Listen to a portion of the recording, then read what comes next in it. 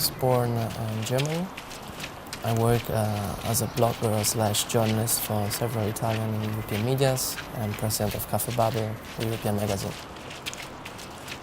Obviously, you read some articles about the places you live, and it came up, Charleroi, this place which is heavily affected from industrial decline. It looks pretty cool, by the way. I mean, for being a city which is so badly talked about in some medias.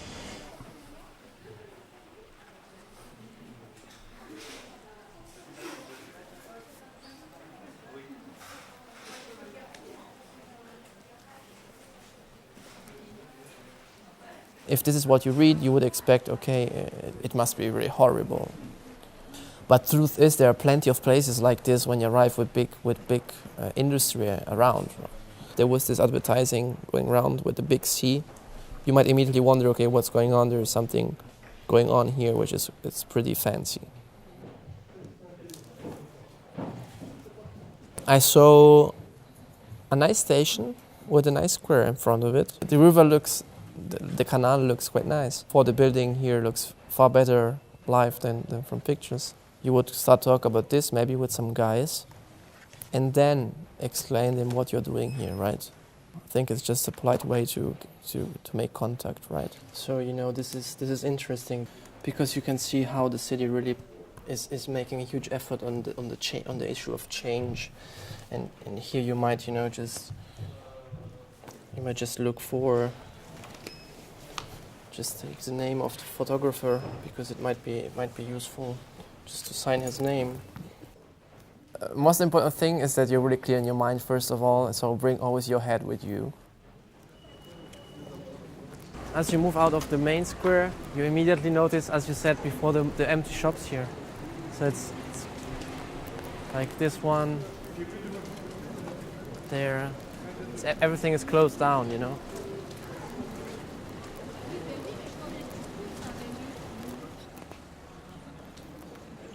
Truth is that to write a good story, you mostly just need a decent photo camera, good paper and pen. Why? Because you never know what's going to happen. You cannot rely on your phone all the time. So you might end up in a situation where the old fancy block, note and pen is the most valuable things you have.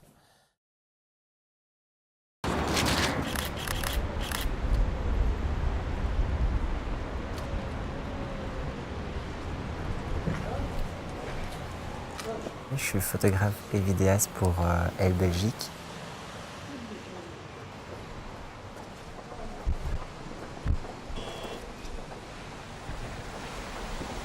Moi, c'est surtout graphiquement en fait. Souvent, je cherche dans ma composition, je la compose déjà en utilisant les éléments qui sont sur place.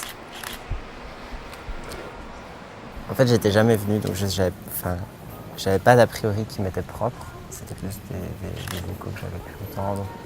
D'ailleurs, avant même de venir, j'ai eu une amie qui m'a dit laisse tomber, il va pas. Moi, j'y étais pour la première fois. C'est la zone. Et j'étais là, bon, écoute, me fais pas peur, moi j'y vais. C'est pas grave. Je vais voir de mes propres yeux. Et moi, déjà de base, j'aime bien aussi. Je sais pas si c'est positif du coup pour Charleroi, mais j'aime bien les espaces un peu laissés à l'abandon. Des fois dégradés, je trouve qu'il y a des rendus dans les textures, etc. qui ressortent et qui sont intéressantes. Donc oui, c'est ça aussi qui peut être intéressant dans une ville, c'est voir ce contraste entre le potentiel qui peut être fait et ce renouveau qu'on y amène et voilà, les deux. Je pense que dans toutes les villes, de toute façon, il y a des bâtiments qui méritent la peine qu'on s'y attarde et de proposer un projet qui va faire en sorte de les redynamiser.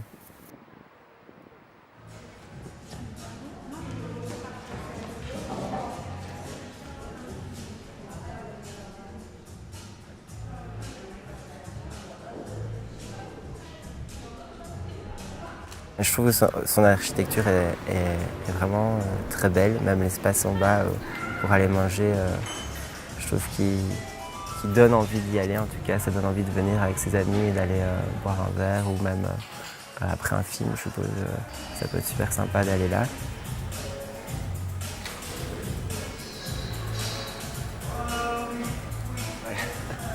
Celle-ci, je trouve qu'elle est cool parce qu'ils ont fait un truc assez graphique au niveau du plafond. Du coup, ça crée tout un truc de texture, un peu comme ça, et de composition. Je pense qu'en retouche un peu blanc, noir et blanc, ça peut être très très beau.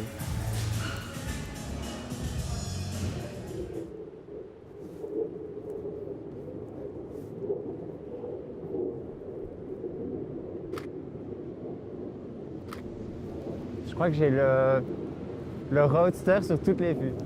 Bah, je dirais tout simplement, si il est parti sur une série de photos, de vraiment réfléchir à si ces photos valent la peine, qu'il ait réfléchi à pourquoi il les propose et qu'il y croit.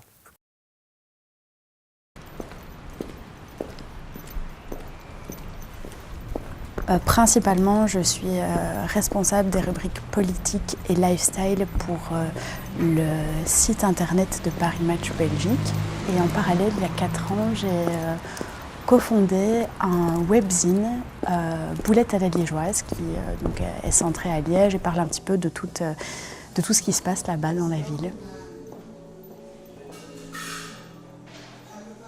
Il y a une vraie émulation à Charleroi et on voit que depuis quelques années, surtout du point de vue culturel, il y a une scène vraiment bouillonnante qui est en train de se mettre en place. On voit qu'il y a une volonté de changement, il y a une volonté d'amélioration, il y a une volonté de renouveau. On voit aussi clairement que la situation a peut-être pourri pendant un peu trop longtemps et que maintenant il y a une belle énergie, il y a de très belles enseignes qui sont déjà en place.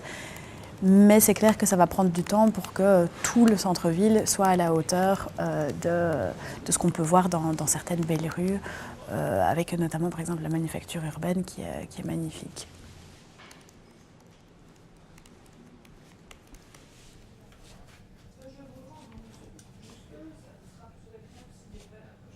Quand on veut donner du renouveau à une ville en y injectant de l'argent public, alors il y a les travaux bien sûr, mais la culture est un excellent moyen de bien investir cet argent parce que forcément la culture, ça crée des pôles d'attraction, ça va donner envie à des commerçants de venir, ça va donner envie aux locaux aussi de venir voir ce qui se passe.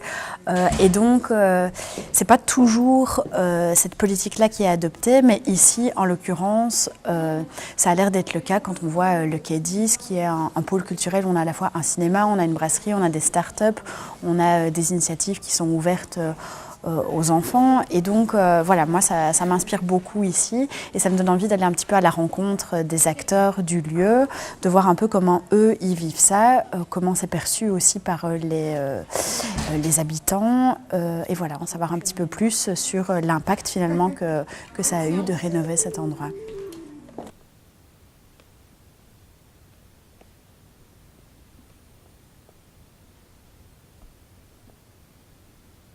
Il faut avoir une grande ouverture d'esprit et savoir comment aborder son sujet.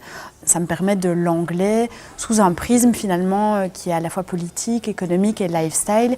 Un concours de ce type, ça permet finalement d'avoir une belle vitrine, d'avoir une carte de visite en ligne et de faire connaître son nom et son projet. Donc, il ne faut pas lésiner l'importance de la visibilité.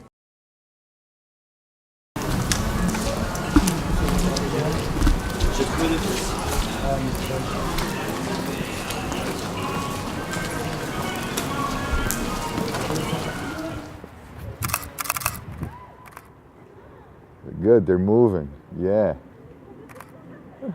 I'm a photographer, That's a nice shot. photojournalist, documentary and street photographer. See, here I'm playing with architecture, with composition, with lines, with basically shapes, because since it's a very architectonic setting, so I like to play with shapes, with forms. And it would be nice if there was more people in the shot, but since it's a rainy day, that's what we have. I became a photographer through humanitarian work. I worked many years with Médecins Sans Frontières as a logistician, and on the side I used to do a lot of photography work documenting what I was living, the conditions of the people I was trying to help. I know it was a coal town, and I know it's been like that for quite a few decades now, that they've fallen into big depression in the city, and people have been kind of at a loss of how to go on with their lives and make a new reality for this.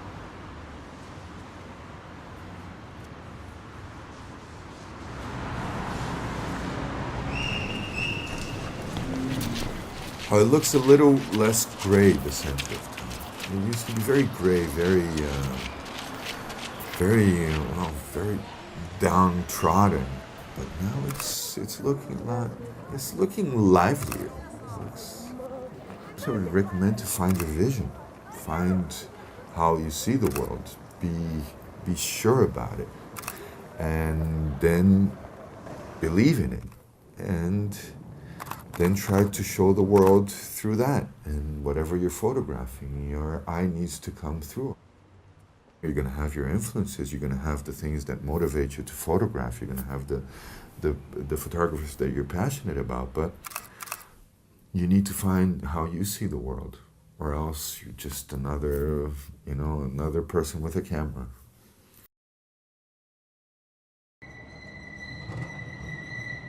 I'm a European citizen with a British passport. I'm self-employed, online communications consultant and blogger. They're going to stop. I am a text person. I love writing. I also like still photography, although I'm not super good at it, but I know the basics. The sign looks kind of modern. I'm a bit confused by that. Anyway, I can kind of understand what they're trying to do here on the on this side of the river. What a strange vista, though. And also, who the hell built that massive road built on a bridge? Anyway, when I said to friends in Brussels that I'm coming here to Charleroi today, they said, "Why are you going to Charleroi?" I was like, I'm going to Charleroi to understand what's going on with its post-industrial reconstruction. And I'm fascinated by post-industrial reconstruction. I come from a town that's gone through it, right? Whatever, it was going to be an interesting trip.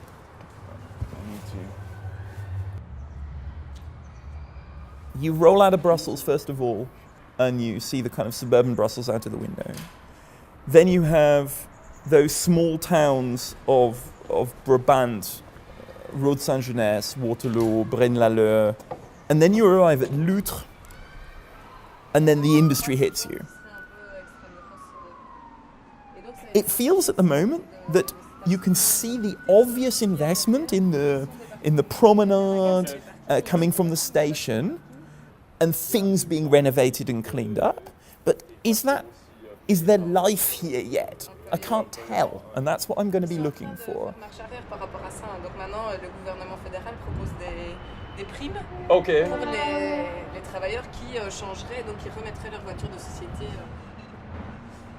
What I'd like to find out is, essentially broadly from you, what has the European Union done to help you here specifically with K10? They made, I also had a conversation with the director of the centre here to ask about the population of Charleroi, because he said they had a lot of people, essentially of my generation, people aged between 25 and 40, who instead of staying in Charleroi had left to go to other cities, particularly to go to Brussels.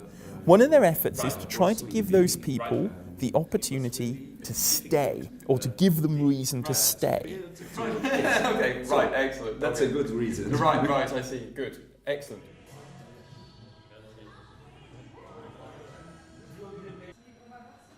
I've actually now just got a bit waylaid. I'm now editing the Wikipedia page of K10, because the Wikipedia page says, does this place really justify having a Wikipedia page, because it's only existed for 1 year, and so now I'm doing something about it and changing it.